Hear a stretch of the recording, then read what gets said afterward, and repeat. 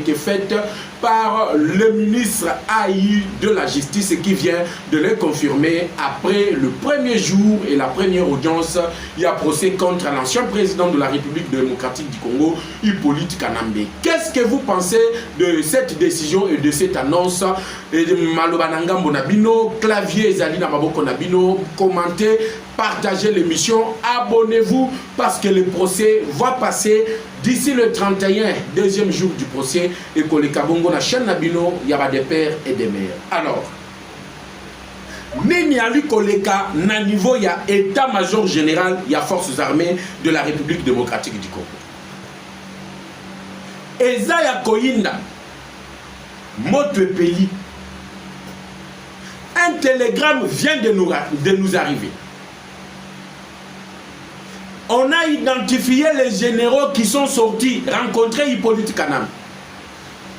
Les généraux ont rencontré Corneille Nangaa. Akimi Nagoma na minute oyo Kabinanga Akimi.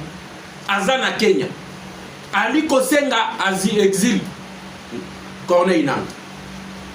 Pourquoi Nanga Kimi, peuple congolais? Masolo ezalia wanebisa kibino ke toke koto katoye libino sikoyo boyeba mboke kotambola ndenge nini. Yango tolobaka chaque Congolais de père et de mère soki alamuki na tongo une fois kota po yeba mboka elamuki ndenge nini, mboke tamboli ndenge nini, tokomi wapi touti wapi.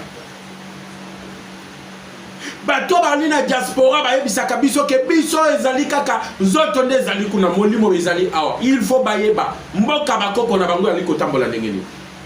L'assassinat de Félix Tshisekedi, les noms des gens ont été épinglés, la plupart ont été arrêtés et tués, ouais, les sacrifient tous. Tolobato tolobati. Mais avant de parler, j'aimerais que vous puissiez m'assurer. Il y a des j'aime Nabino, Nalingina Monango Ebel. Telegram Ebimi. Banani Basi Babima Kimbok. Banani Bazalaki na posa Kobima. Deuxième et Outi Kozala saisi. Communiqué et Outi Kobima. Kiaboula vient d'arriver à Kinshasa. Et ça, Koyinda peuple congolais. Bayebaki ke mboka eko continuer kaka na mutu mutu tozalaki nango. Tozana kati ya ko mettre l'ordre au niveau de l'armée. Tozana kati ya ko mettre l'ordre au niveau de la police et nous sommes en train de mettre de l'ordre au niveau administratif.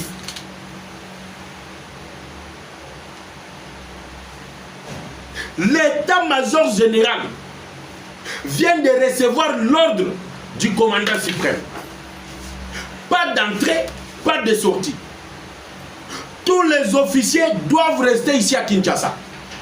La décision est venue. Pourquoi? Il y a eu un coup où il fallait qu'il attaquer la prison militaire de Ndolo. Yango na bandaki koyebisa bino ke bato yo bazali pembeni ya chef de l'État. Les coups oyo toali kobenga coup de bali ali kosalema matin midi soir au courant au sein de l'armée, au sein de la police. Boyebi masolo bandaki kosalema ezali nini? On préparait déjà l'attaque ya oyo toali kobenga la prison militaire de Ndolo. Or mutoyo bali kobenga Hippolyte Kanambe. Tomona tango ayaki azwi bokozi, il a pu éliminer tous les officiers qui étaient les officiers de confiance. Yabato ba précédent. La même chose devrait se passer. On ne peut pas comprendre que des officiers arrêtés pour l'assassinat ba ôter la vie au président de la République, ba mekakoti kabango tilelo sans pourtant être inquiété. Quelque chose de grave.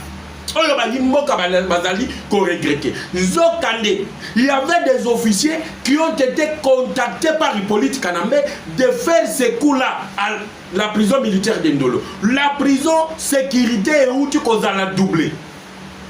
Les drones Bambatisi Yango, il y a reconnaissance. Dans la prison militaire d'Indolo, des officiers ont été appelés à ne pas sortir. Nalobaki Nabino Ao. Bato bakangi na émission tongo na la kisibino 43 oyo bazalaki déjà bloqué. Ils sont arrêtés na minute 43. Babandi ko sala ba communiquer comme d'habitude na tangela kibino ba kongo na bango. Liste zali non exhaustive parce que mususu outi ko bimato outi état-major général, il y a forces armées de la République démocratique du Congo. Pourquoi l'ordre a été donné? Assurez-moi de vos j'aime, assurez-moi de partager l'émission, par commenter Nakosuka na retrait à nationalité politique.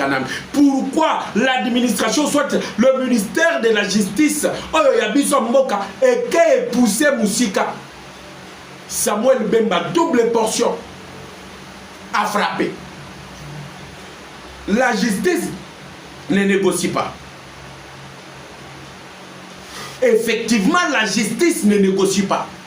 C'est la justice qui élève toute une nation. Ici, Batouazolé, Bazolé la ligne, peuple congolais. Na planning na bango basalaki, il y a prison Yandolo, il y avait certains officiers. Moussala na bango ezalaki nini, c'était de créer une diversion afin d'attaquer la prison militaire de Ndolo avec la complicité de ceux qui assurent la sécurité au niveau interne. Il y a prison militaire Yandolo. Le souci ou soit la finalité, c'était de faire sortir Chiwewe parce que Chiwewe devient un danger. Et comme Chiwewe a Sanzi, il devient un ennemi. Il y a Oyo Bango va planifier qu'il faut maintenant le tuer, soit le faire évader. Direction inconnue. C'est ainsi qu'on a dit ici, on a dit au chef de l'État. Ba officier traître bakanga kabangote, ba diaka na bango na bolo côté, ba boma kabango. Or, dans les normes Yamakam, je veux que vous puissiez me suivre très bien. Ici, c'est la communication pour la République, pas des partis pris. Donc, on le Belamboka. Les officiers ou soit les hauts officiers Basambi Sakabango na haute cour militaire bisika procès ya Kabila et Bandaki Mukolwanelo pena kati ya ba procès wana basala kanini ezali jugement en premier et dernier ressort. Lorsque le jugement est prononcé, tous ceux qui sont condamnés et reconnus coupables doivent être condamnés à la peine de mort. Et la peine de mort, 4 jours après, il faut que Batouana va exécuter. Mais pourquoi ce n'était pas le cas? Yabato Baouti Kokanga, le Chiwewe, le Frank Tumba et les consorts.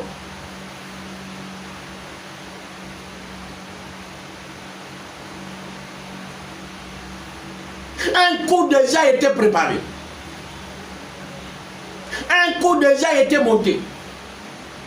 Ils ont menti au chef de l'État, voire même au conseiller spécial du président en matière sécuritaire. Bazi Bango non soliboke bakena bango tina prison militaire en Ndolo. Et pendant ce temps, 100 millions de dollars ont été débloqués. Qui se rappelle que j'ai parlé de 100 millions de dollars qui ont été débloqués pour que bas saboter la sécurité au niveau de la prison militaire de Ndolo et que Kabila avait soit Chiwewe, soit Memaye, direction inconnue, tina niveau Yawan. Mais Oyo Bango va préparer qui est allé na Kachakoko Yanama na minute. Voilà pourquoi le chef d'état-major général a reçu l'ordre d'interdire à tout officier de ne plus sortir du pays. Mais il y avait déjà certains officiers au nombre de 4 qui sont sortis et d'après le renseignement, Batouana Wazalaki na Kenya. Or, Hippolyte Kanambe et Corneille Nanga se retrouvent au moment où je vous parle à Kenya, au Kenya, où ils ont tenu de réunion sur comment rebondir après la signature de Doha. Oyo M23 Andimi va restaurer l'autorité de l'État sur l'ensemble du territoire. Or, la restauration de l'autorité de l'État. Tant que vous l'avez signé, les Américains et le Qatar considèrent que l'État congolais est allé dans la ville à Kinshasa. Voilà pourquoi Fati était attendu dans la ville de Goma pour ainsi lancer la restauration de l'autorité de l'État. Pendant ce temps, eux préparaient déjà un coup. C'est ainsi que pour la sécurité, Yabato Bazawan, Bakimate, on a instruit. L'actuel chef d'état-major général, Baye Bissié, personne ne doit sortir. Personne ne doit rentrer. Bouclage total. Frontières fermées. 19 Ougandais aux arrêts.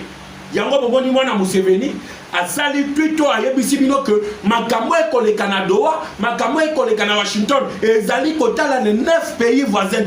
Mais pourquoi ils s'attaquent aux pays voisins alors que la réalité sur le terrain, ça démontre autre chose que Oyo Bango Bandaki Kosal. totieli bango banyoko na mai oyo bango batielaki biso awa.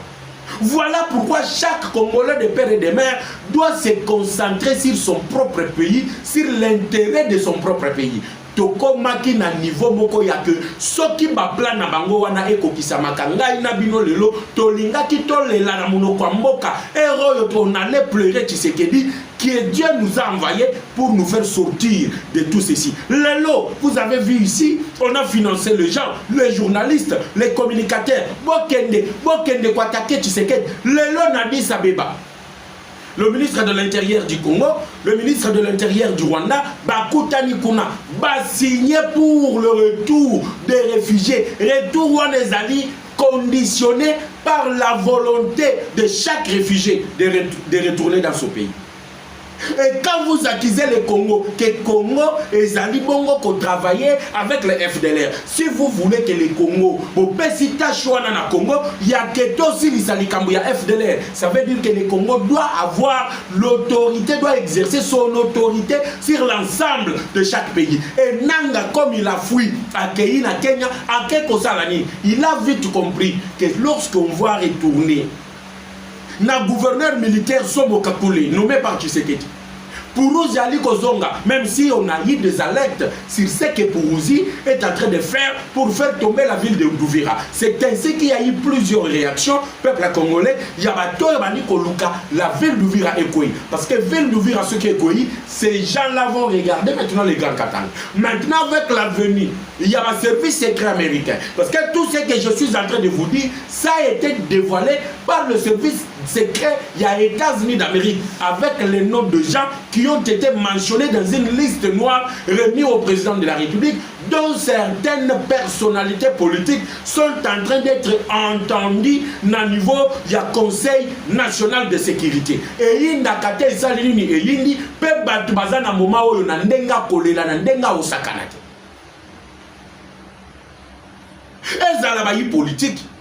Et Zalabayi FARDC, et Zalabayi la police, et Zalabayi des jeunes. Parce qu'il y a des jeunes, il y avait certains directeurs aussi, il y a des jeunes qui favorisaient la sortie. Bato basali que les 4 officiers wanaba bima, bakende na Nairobi kokuta na politique nan bato des jeunes. Bakanga kabango te basali ni bakangi bango. Baza ba directeur, il y a ba département ni. Toza na bino awa, la communication elle est faite pour les communicateurs et pas pour les gens sentimentalistes. Je vous ai toujours dit, quand on parle de la République, il faut éviter des sentiments, mettre des sentiments de côté et donner l'actualité. Oyo bato azali na posa, boyo bato alingi bayeba na nini ezali koleka na mboka na biso. C'est ainsi qu'aujourd'hui, après 3 tentatives d'assassinat de Félix Tshisekedi, on vient de bloquer 57 officiers supérieurs, 43 déjà aux arrêts, 14 ou 24 plutôt. Bazana Conseil national de sécurité en train d'être attendu. Vu l'urgence et la nécessité, il a été ordonné qu'aucun officier ne peut sortir. Après rapport, il y a 4 Oyo Babimi. Parmi les 4 Babimi, il y a le général Tango Fort. Il était en résidence surveillée. C'est là que vous allez comprendre que nous sommes entourés de généraux, de traîtres, Oyo Babane qui trahir Moka. Tango Fort, Abimi, Akei na Nairobi, Akutani na Hippolyte Kanam. Il était la tête d'affiche. Il y a un groupe à bateau Babimaki. C'est ainsi que lors de Outu Koko Yake, Moutoua Bimalissousouté, il partait en conspiration. Oh non, tel que vous voyez là, bah Congolais, Dengue Bazawana, Bazana Kati, Yako conspirer contre les officiers katangais, contre les officiers swahiliphones. Alors les officiers swahiliphones, il fallait qu'ils se protéger. Bah Kende, Nalibanda Mboka va s'organiser pour bouter hors d'état de nuire le régime de Tshisekedi, parce que bah arrestation, oh Ezana Kachako Salema, on arrête que les officiers katangais. Toke totali, na liste on attendait libino awa. Ce qui peine à koki kozongela yango, ça ne sera pas mal. Mais la liste on attendait libino. Combien de Katangais sont là-dedans? Tango aliko tanga liste, vous allez voir que ezali kaka ba spéculation, l'utilisation, ba lingine, ba manipuler, ba imboka Congo, ba lingi ba manipuler peuple. Or la réalité, elle est tout autre. Ce que nous sommes en train de vivre avec vous, c'était une déstabilisation, la balkanisation qui a été déjà préparée par la France. Et aujourd'hui, la France est en train de crier au scandale. Mais pourquoi la France crie-t-elle au scandale aujourd'hui? Nalobaki na bino ke ba français ba olela na monoko mboka. Nalobaki na bino ke ba Ougandais ba olela na monoko mboka. Le fils de Museveni ali na kati olela. Bazolela nini? Qu'est-ce qui se passe au juste?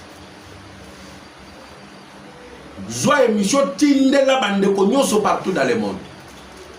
Na koti ko tu na deuxième partie mais na bandina na ba généraux l'a fait en sorte que tu es indigne ya kozala na nationalité congolaise.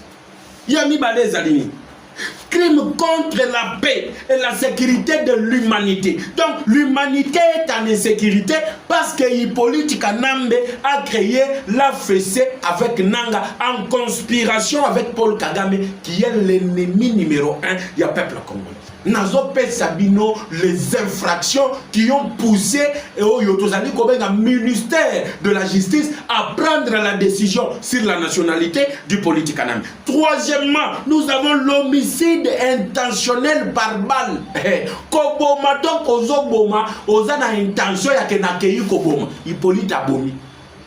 Tana roba kanabino. Hippolyte abomi. Ote abomi ndangalini yo mutu abomi. Homicide intentionnel par balle. Nazo paye Sabino ce qui est reproché à Joseph Kabila. 4. Il y a la trahison. Trahison, va trahir. Hippolyte a trahi. A trahir la nation. La nation qui lui a tout donné. La nation qui a fait de lui président de la République. La nation qui lui a tout donné. Aujourd'hui, Kabila est parmi les millionnaires. Il est le don rare. Na monde ya omonake. Mouto a dirigé Mboka, Azali plus riche que Moko Moko a dirigé. Hippolyte Kanambe a trahir Siko Mboka Wana. A Keko Salié, Nabato Yobasalaye ou Takala. Banani Basalié, mais son maître, Ezali Paul Kagame, leur projet c'était d'amener quelqu'un qui avait une nationalité douteuse à la tête de la RDC. Kop Nabango Pe Simba, Bamemela Biso Hippolyte, Oyo Azali Congolais, Bapesaye nationalité par certains notables katangais. Le lot c'est notable katangais, Bakomi Koboa Kela Namboa Kela, Oyo Alobi Ezali Ngaïte, Binonde Batubo Pesaye, Oyo Alobi, Mouto Yaboma Bandeko Nabiso. Et quand Kabila est venu, il a tué tout le monde. Oyo Bazie bâti quelque chose sur sa nationalité. Oyo Bazie bâti quelque chose sur sa famille. Il a tout éliminé. Il a créé ses propres gens. Kabila Wana Bouzali Komone. C'est ainsi que j'ai dit, quand j'ai parlé ici de généraux traîtres, de généraux qu'on arrête, ces gens-là, il ne faut même pas parler, aller par 2 ou 3 chemins. Sous d'autres cieux, qu'est-ce qu'ils font? Soki Bakangio Bomu. Batoubaoué Bati attaque Bakangio. On te tue sans laisser même des traces. C'est ce que Hippolyte avait fait. Et vous pensez que Ndengei tué, oui. Bah, ça qui est mission, tu dois assassiner Tshisekedi. Tu dois tuer Tshisekedi. Et que tué, oui, a réussi ça qui mission.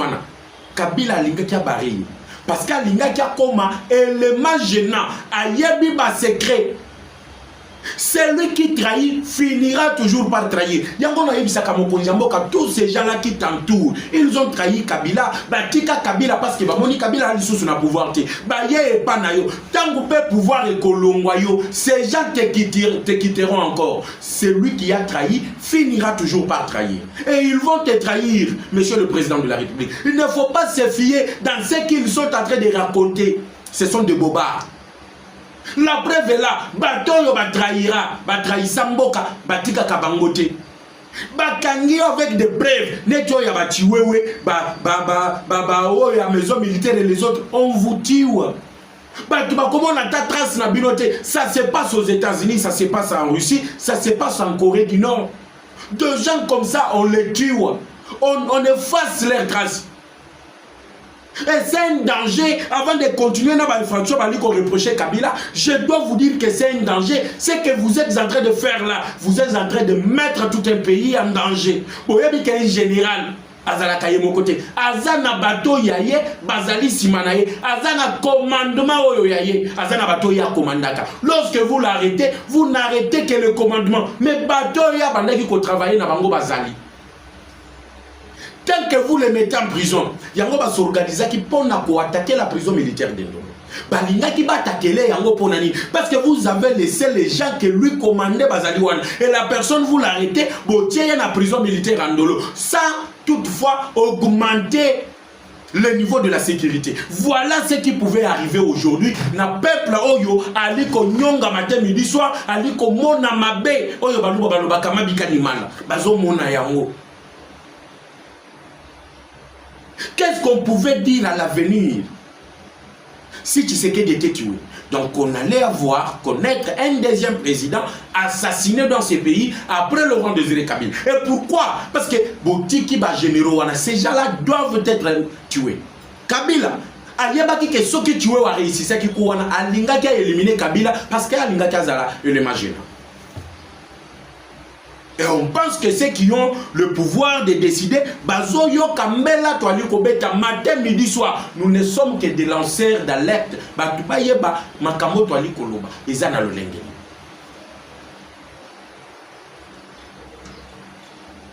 C'est ainsi que la France avait mis en place un système. Mais avant, nous avons Tolobi viol. Kabila violé, mais Rwandais, on attend Bazo violé. Ezalini torture tant bali ko torturer mokonzi na bango azalina Hippolyte déportation donc bazo boma ba congolais ça je vais insister la déportation qu'on parle ici bazo boma ba autochtone bazo boma ba vrai congolais bali ko remplacer bango na ba tutsi ça s'est passé dans le territoire de Massissi, ça continue à se passer dans la ville de Goma.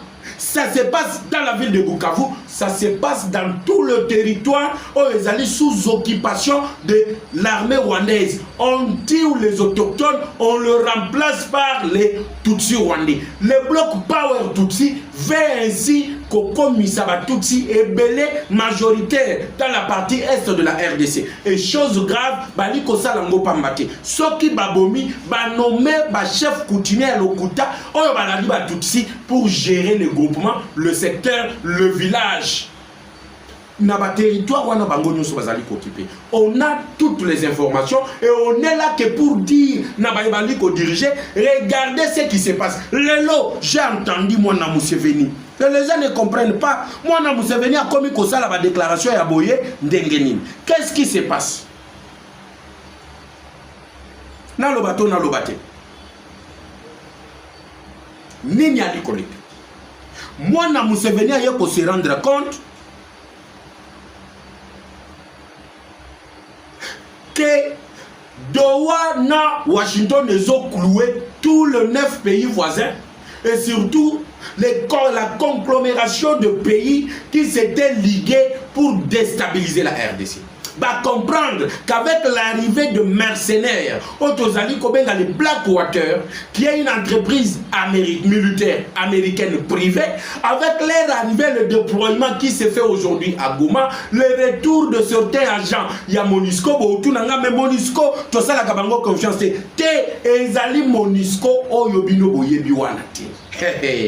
Yango na bisa kabino ke politique comme lengi actualité azali ko welela toke koto kapoto ya ko yebisa bino la vraie information puisée à la source. On a été avec le VPM de l'intérieur, on a été avec le VPM de défense, on a été avec celles-là qui ont la gestion de la sécurité. On a parlé et on vient que vous dire Nini Ali Koleka, Eza Koyinda na minute.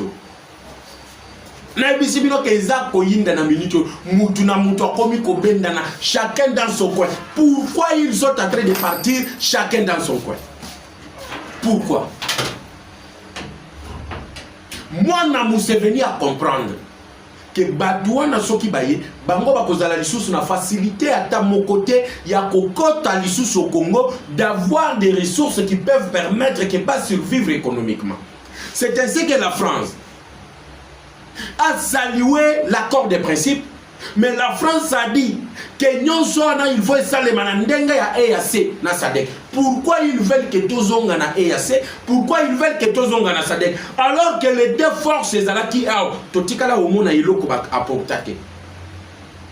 Tout le monde a comment l'EAC a combattu à côté du M23 pour combattre les forces armées de la République démocratique du Congo. On a identifié l'armée kenyane. Toutes ces armées-là combattre aux côtés de l'armée rwandaise qui appuyait le M23 pour combattre l'armée loyaliste et les forces armées de la République démocratique du Congo.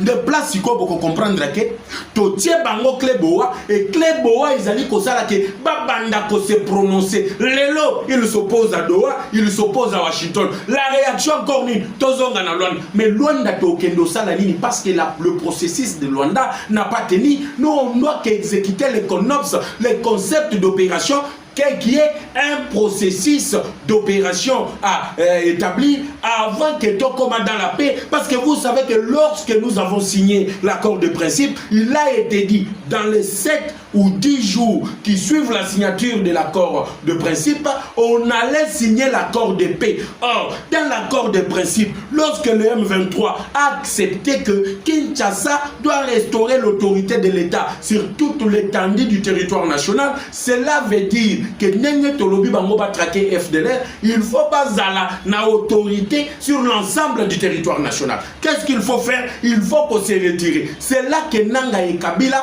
baké à couteau tiré. Bali Koyo Kanate, parce que le sort de Nanga est déjà scellé. Nanga pense que va trahir. Kabila pense qu'il a également été trahi parce que Babé a Pessambongo na ba évêque à l'église catholique, a Pessambongo na Martin Fayoulou na Délice Sanga, ba Kabola Mbongo wana bango misak.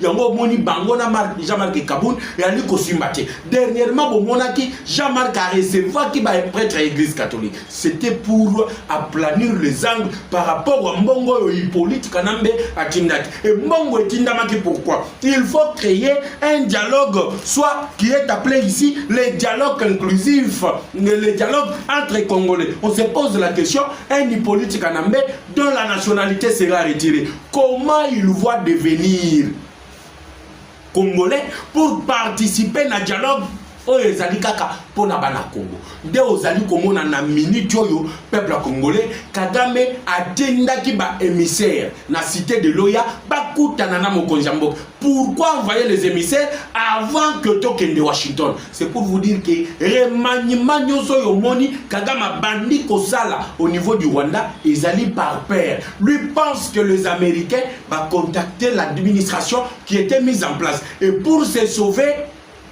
Et la truie, ils allaient contenter à créer à Saliba nomination à Sika. À Saliba nomination à Sika.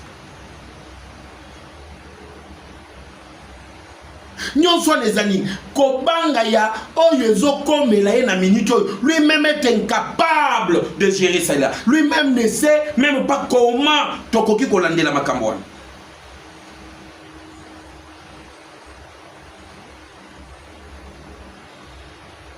Lelo, monsieur Laurence Kanyuku, il dit quoi? Oh non, Sokimi, Tolingi to libéré, Topesa Kinshasa autorité, mais biso Tolingi nanou que bato bazali condamné, balongo la condamnation à bango. Quand est-ce que la justice condamne des gens? Bino bozoya pour réclamer. Ok, il faut bien à biso za bloqué, il faut bazongi sa bango. Est-ce que bango pe bakozongi c'est la biso batuna biso yo babomaki? Tous ces Congolais qui sont morts, tous ces militaires qui sont morts, tous ces officiers qui sont morts pour défendre la patrie, les Mamadundala que vous avez tués, est-ce que vous êtes capable, vous êtes capable, plus de 20 millions de Congolais qui sont morts. Ceux qui bolingi bazongi c'est la bino ba bien, il faut bozongi c'est la peuple congolais. Bato yo bino boboma, il faut bosser kusabango. Ce n'est pas normal. Lelo, Bazoloba, non, c'est dans l'habitude de Kinshasa de déformer. Mais que veut dire la restauration de l'autorité de l'État? Il faut que vous puissiez expliquer. L'État, c'est qui? C'est l'M23? ou soit c'est le gouvernement de Kinshasa. Et c'est le Rwanda et M23. Pourquoi dans Makambo, il va considérer l'accord de principe, on met le côté gouvernement, État congolais, on met la République démocratique du Congo avec ce représentant. Voilà la manipulation. Oyo bali kosala na bato oyo bazali aguerité, na bato oyo bazali émotionnel, les gens qui ne maîtrisent pas bien la situation politique. On ne doit pas permettre que chacun puisse se tirer de la sorte au bomina yo batou, tu as fait tout ce que tu as fait et tu attends que ba blimbisayo alors que tu sais que tu es complice dans ce qui s'est passé. Alors, vous voyez que tu mérites la prison. La nationalité doit être retirée et Hippolyte Kanambe doit être condamné à la peine de mort. Et on lui retire la nationalité, to benganie, to sécuriser, to construire Bamir. Ainsi, on recommence la réforme des forces armées de la République démocratique du Congo. Voilà, mesdames et messieurs, ça a été un plaisir pour moi de vous présenter ces numéros de décryptage de l'actualité politico-sécuritaire en République démocratique du Congo. Restez toujours branchés sur votre chaîne et de chaînes partenaires pour nous suivre matin, midi, soir. Que la paix quitte nos esprits et que Dieu bénisse la République démocratique du Congo. On se retrouve tout à l'heure. Ciao.